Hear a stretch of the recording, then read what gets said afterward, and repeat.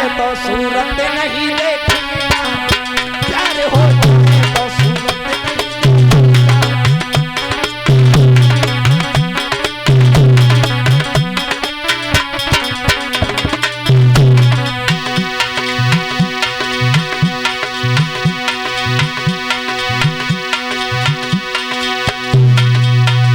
समझा करके रुक्मणी कहने लगी है पंडित जी तो मैं नहीं मालूम,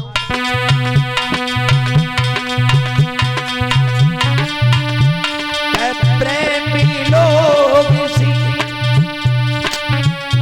अरे प्रण पे जिया करते हैं, प्रेम के नाम पर जो प्राण दिया करते हैं।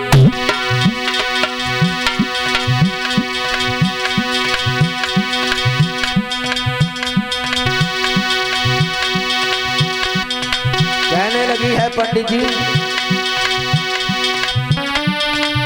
क्या बुरा करते हैं जो प्रेम में दिल देते हैं, अपने प्रेमी को भला क्या न दिया करो।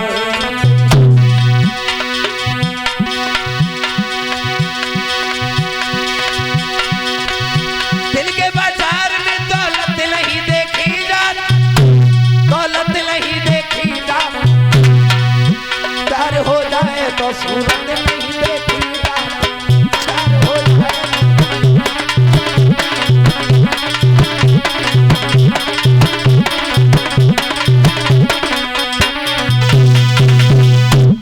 रुक्मणी ने ये बात कही, पंडित जी बोले कोई बात ना, चुपचाप चली जा, वैसे अकेलो हुआ है। अब रुक्मणी घर से निकल के चली।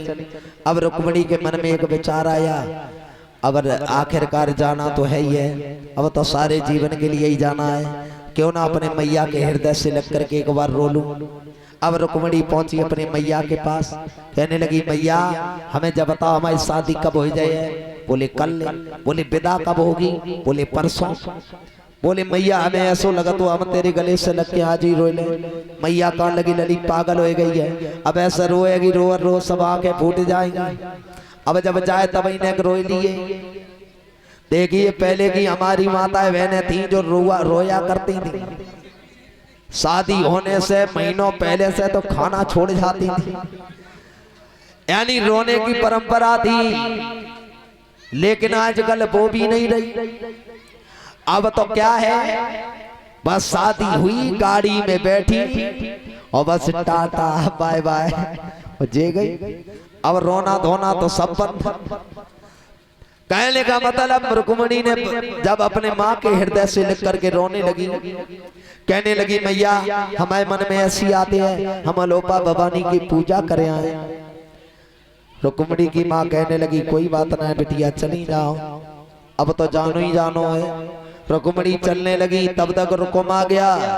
रुकुम कहने लगा ओए कहाँ जा रही हो। बोले भैया पूजा करने जा रही हैं। बोले अकेले नहीं जाएगी, हमारा साला ऐसा है जरा सी गलती हो गई शादी नहीं करेगा। अकेली नहीं जाएगी, दो चार लड़कियों को साथ ले जा। अब दो चार लड़कियां संग कर दी और रुक्मणी सोचने लगी भगवान कहूँ ऐसा न होए, हमारे चक्कर में कहूँ और को ना दल ले जा, सब करे धरे पे पानी फिर जाए।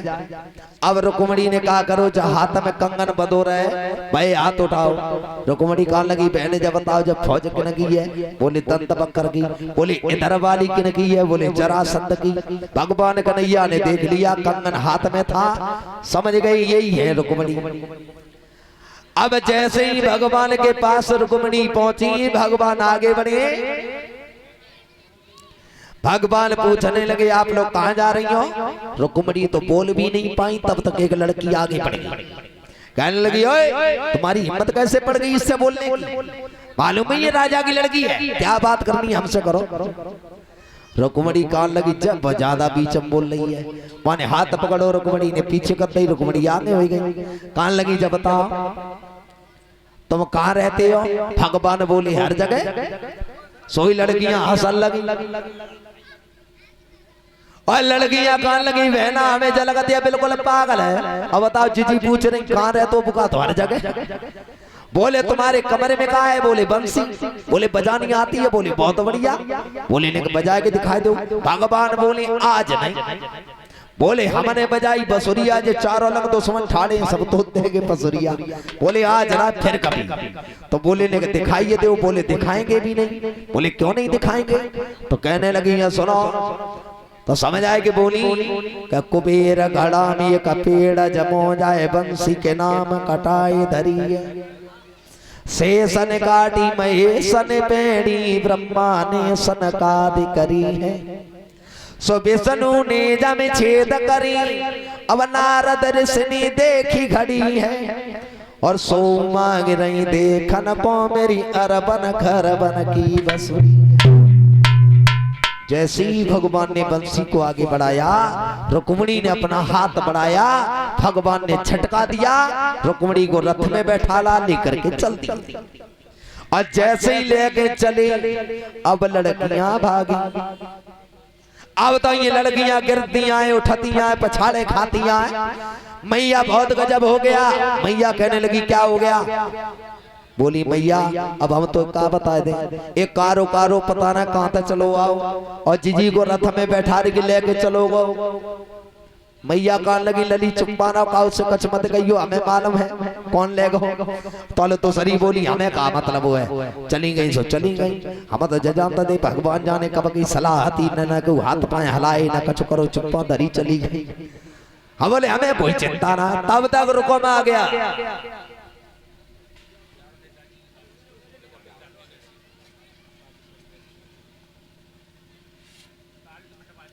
ताली बजा दे, ठीक है। और ये हमारे यज्ञपति महाराज हमें सम्मानित कर रहे हैं, माला पहना करके, नोटों का हार 251 रुपए का। तो देखिए हमारी तरफ से इन्होंने तो हमें सम्मानित किया है, अब हम यज्ञपति महाराज को सम्मानित करें। तारी तो बजाए दो करो, जाऊं पैसा लगता है।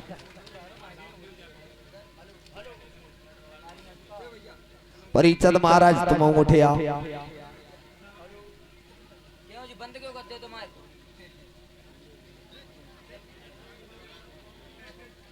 हेलो, ये बंद क्यों करोगे तुम्हारे को?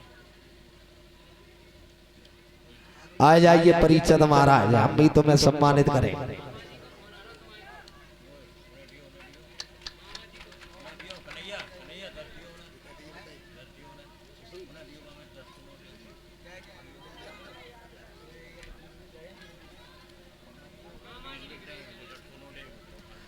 आइए जरा गौर करेंगे उसी जगह पर। रुकम कहने लगा है, हमें मालूम है कौन लेके गया है। उसी समय रुकम बोला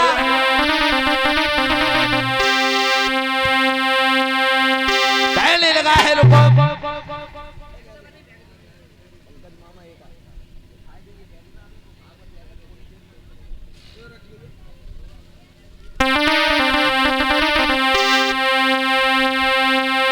पीछे से जब भागा, भगवान 2-4 कदम रथ को बढ़ा पाया खेतों को।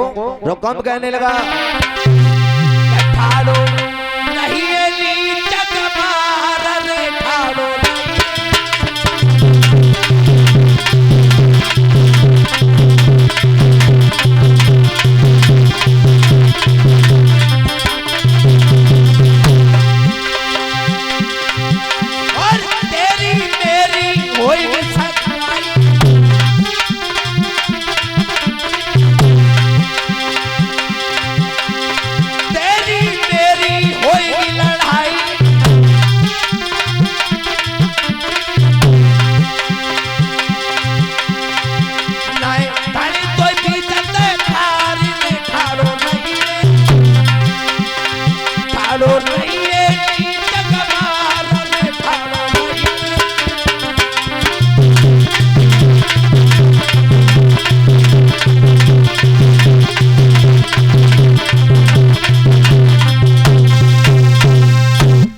करके रुकम कहने लगा आज ये रुकुम भगवान कन्हैया ने रथ को रोक लिया। रुक्मिणी कहने लगी महाराज रथ को आगे बढ़ाओ, हमारा भैया आ गया। भगवान कहने लगे रुक्मिणी 750 कोस द्वारिका है, घोड़ा इतनी तेज चल करके आए हैं, अभी हम नहीं लेके जाएंगे, थोड़ी देर विश्राम करेंगे। आज रुक्मिणी को जब लेकर के रुकुम ने आवाज लगाई, भगवान रथ से नीचे कूदना चाहे, रुक्मिणी ने हाथ पकड़ लिया। रुक्मिणी कहने लगी है महाराज अरे मेरो भैया जबर तुम लगे हो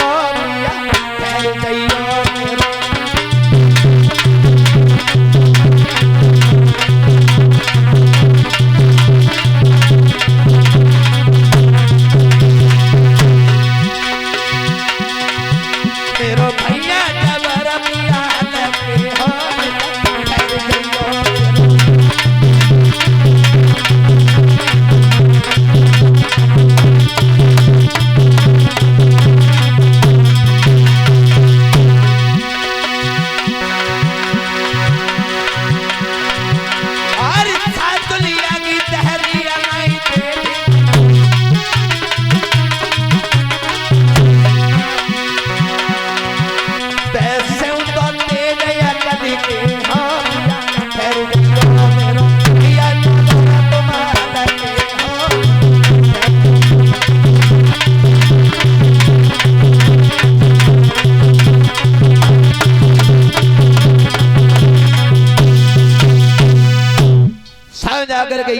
महाराज।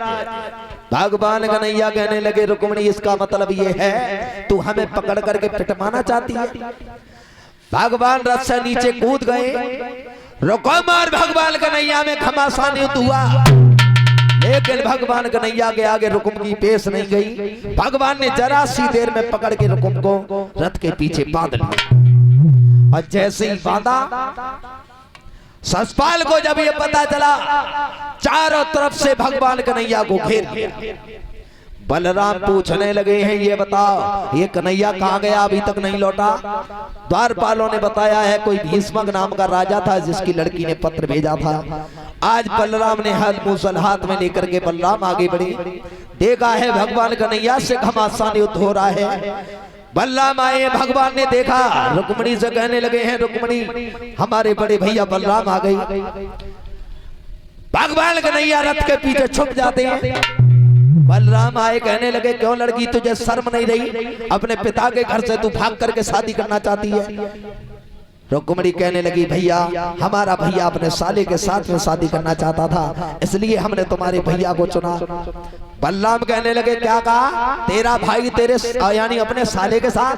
बोली हाँ। बलराम कहने लगे चिंता मत कर बहू, अब ये सेना हमारे लिए कुछ ज्यादा नहीं है। भगवान कन्हैया से कहा है कन्हैया तुम रुक्मिणी को छोड़ करके यहाँ से मत जाना। बलराम ने हल मूसल हाथ में लिया, लेने के बाद